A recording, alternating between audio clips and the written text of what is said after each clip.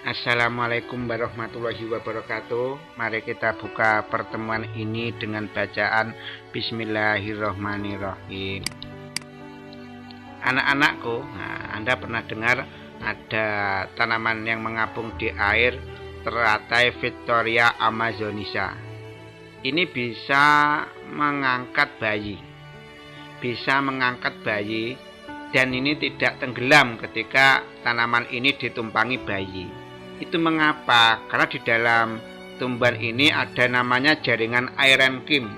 Jaringan aerenkim ini berfungsi untuk menyimpan udara, sehingga akar dan batangnya bisa terapung dan kuat sekali, sehingga bisa mengangkat bayi yang beratnya tinggi sekali, berat sekali. Nah, di sini kita membicarakan bahwa penyebabnya itu karena adanya jaringan aerenkim yang ada pada tumbuhan yang berfungsi untuk menyimpan udara. Nah, untuk pertemuan kali ini kita akan membahas tentang jaringan pada tumbuhan. Anda bisa lihat LKS pada halaman 43 sampai 57. Apa itu jaringan? Jaringan adalah sekumpulan sel ini ya, sel-sel yang memiliki bentuk dan fungsi yang sama. Ini sel pada tumbuhan yang ada dinding selnya. Ini akan berkumpul membentuk jaringan. Contohnya jaringan pengangkut, xilem dan floem, jaringan dasar dan jaringan epidermis. Kumpulan sel-sel ini nanti akan membentuk organ. Ini adalah penampang melintang batang tanaman. Nah, kumpulan jaringan-jaringan nanti akan membentuk organ. Selain organ batang, ada organ buah, ada organ daun, ada organ bunga, dan ada organ batang. Nah, jaringan yang ada pada tumbuhan itu terbagi jadi dua. Ada jaringan meristem dan jaringan dewasa. Jaringan meristem itu selalu membelah, jaringan dewasa sudah dewasa tidak membelah lagi. Jaringan meristem berdasarkan asal terbentuknya ada meristem primer, ada meristem sekunder. Berdasarkan letaknya ada jaringan apikal, interkalar, dan lateral. Jaringan dewasa itu ada jaringan pelindung, jaringan dasar atau parenkim, jaringan penguat yang terdiri dari kolenkim dan sklerenkim, dan yang keempat jaringan pengangkut, xilem, ini yang berfungsi mengangkut air dari akar ke daun, dan floem yang mengangkut hasil fotosintesis dari daun ke seluruh tubuh tumbuhan. Nah, kita satu persatu.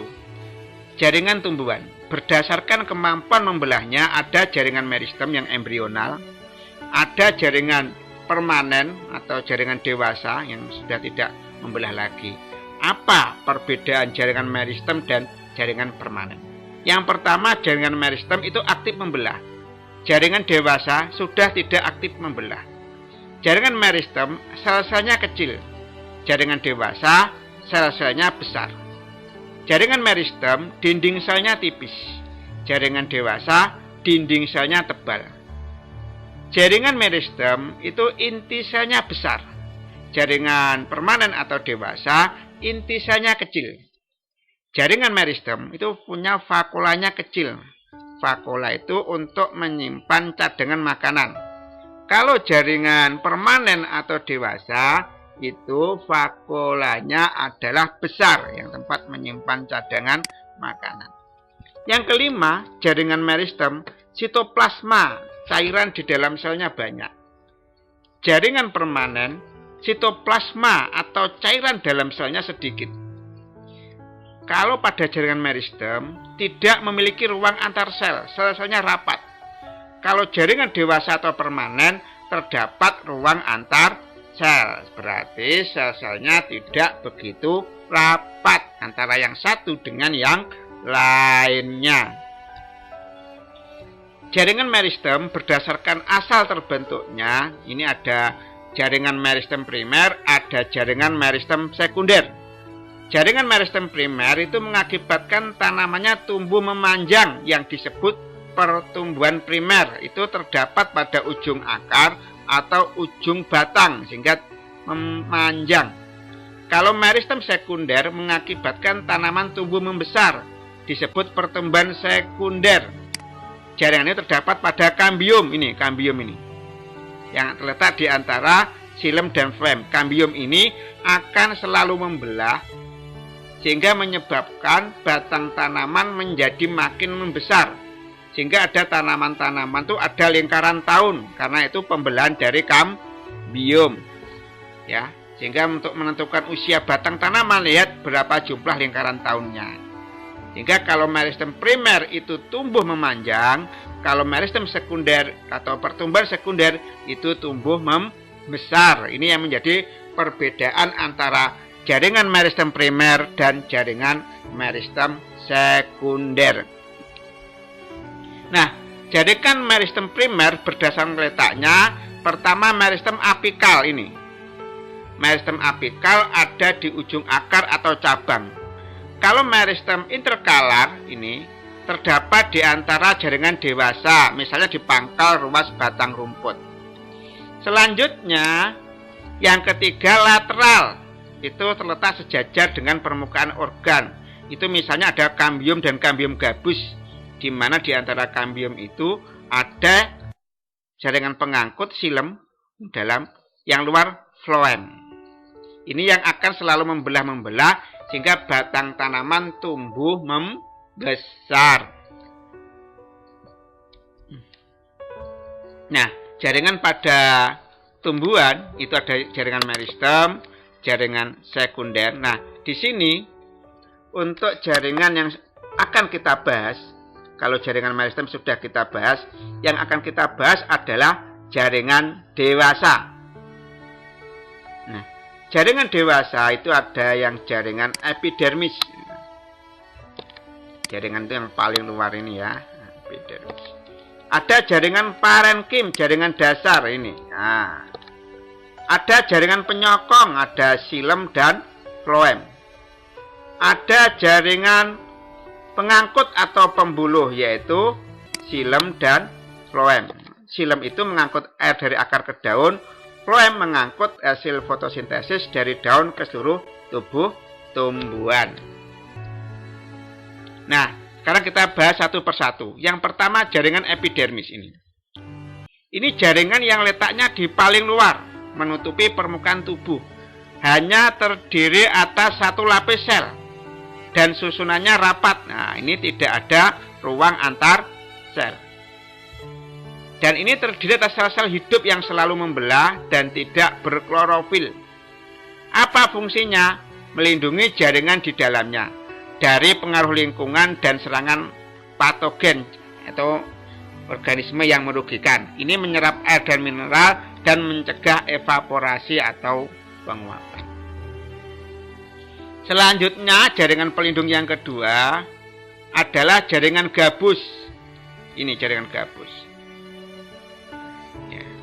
Jaringan gabus ini, ketika batang membesar, jaringan epidermis akan menjadi pecah dan rusak. Yang menggantikan adalah jaringan gabus.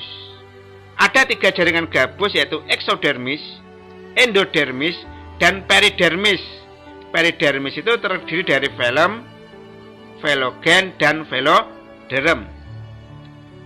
Nah, selanjutnya jaringan dewasa yang kedua atau permanen adalah jaringan dasar atau parenkim.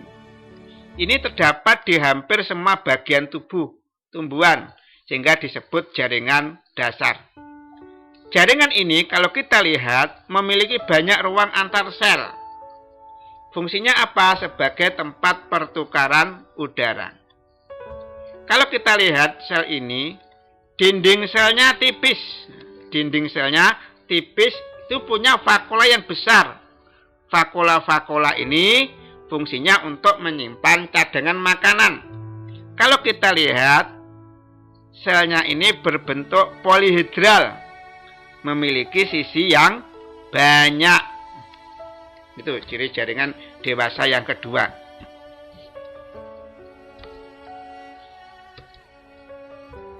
Jaringan dewasa yang ketiga adalah jaringan penyokong atau penguat. Itu ada jaringan kolenkim seperti ini bentuknya dan jaringan sklerenkim bentuknya seperti ini. Perbedaannya apa? Jaringan kolenkim itu terdiri atas sel-sel yang hidup. Kalau sclerenchyme terdiri atas sel-sel yang mati. Ini pada jaringan ini terdapat pada epidermis batang, tangkai jaung. Dan ini jarang terdapat di akar. Kalau pada jaringan sclerenchyme terdiri atas sel-sel yang sudah mati. Yang kedua, jaringan kolenchyme dinding selnya mengandung selulosa, hemiselulosa, dan pektin, tidak mengandung lignin. Kalau pada jaringan sclerening, ini ya, dinding selnya tebal dan terdiri atas lignin. Selanjutnya yang ketiga, jaringan kolenchyme, ya, itu penguat organ tumbuhan yang masih aktif mengalami pertumbuhan dan perkembangan. Kalau jaringan sclerenchyme ini terdapat pada organ tumbuhan yang tidak bisa mengalami pertumbuhan dan perkembangan. Selanjutnya, jaringan dewasa yang keempat adalah jaringan pengangkut. Ada ini jaringan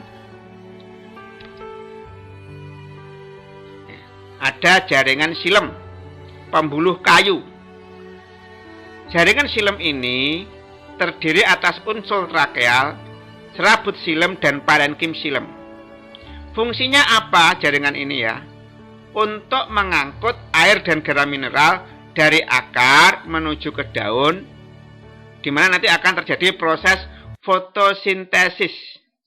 Kalau jaringan floem atau pembuluh tabes, ya ini ya, tersusun atas unsur-unsur tabes, sel pengiring, serabut floem, dan parenkim floem. Apa fungsinya? Di sini mengangkut hasil fotosintesis dari daun diedarkan ke seluruh tubuh tumbuhan. Di sini terjadi proses pengangkutan sehingga disebut jaringan pengangkut. Nah, bagaimana proses pengangkutannya pada tumbuhan? Pengangkutan pada tumbuhan itu ada pengangkutan ekstravaskuler dan pengangkutan intravaskuler. Apa perbedaannya? Kalau pengangkutan ekstravaskuler, proses pengangkutan di luar pembuluh angkut. Kalau pengangkutan intravaskuler, proses pengangkutan itu melalui pembuluh angkut xilem dan floem. Seperti yang kita ketahui bahwa xilem mengangkut air dari akar ke daun, floem mengangkut hasil fotosintesis dari daun ke seluruh tubuh tumbuhan. Proses pengangkutan ekstravaskuler ada dua, ada simples dan apoplas. Simplas, proses pengangkutannya dengan jalan osmosis, yaitu dari konsentrasi tinggi rendah ke konsentrasi tinggi. Melalui apa? Sitoplasma. Melalui cairan di dalam sel. Kalau apoplas, proses pengangkutannya dengan jalan difusi dari daerah yang konsentrasi tinggi ke konsentrasi rendah. Melalui apa? Ruang antar sel, sehingga proses peredarannya itu melalui dinding sel, ruang antar sel, sel paling luar. Kalau simplas itu ke sini, nah, melalui sitoplasma, melalui cairan di dalam sel. Untuk proses pengangkutan intravaskuler itu dari mana awalnya? Dari akar, dari xilem. Nah, xilem, akar. Dimana xilem itu mengangkut air dari akar ke daun. Lalu menuju ke xilem batang, sini di bagian batang ada xilemnya. Lalu menuju ke tangkai daun, ini tangkai daun ini. Nah, ini tangkai daun. Lalu menuju ke xilem tulang daun, ini tulang daun ini seperti ini. Tangkai tulang daun, di dalam daun, di mesofil, ini bagian dalam daun ada namanya mesofil.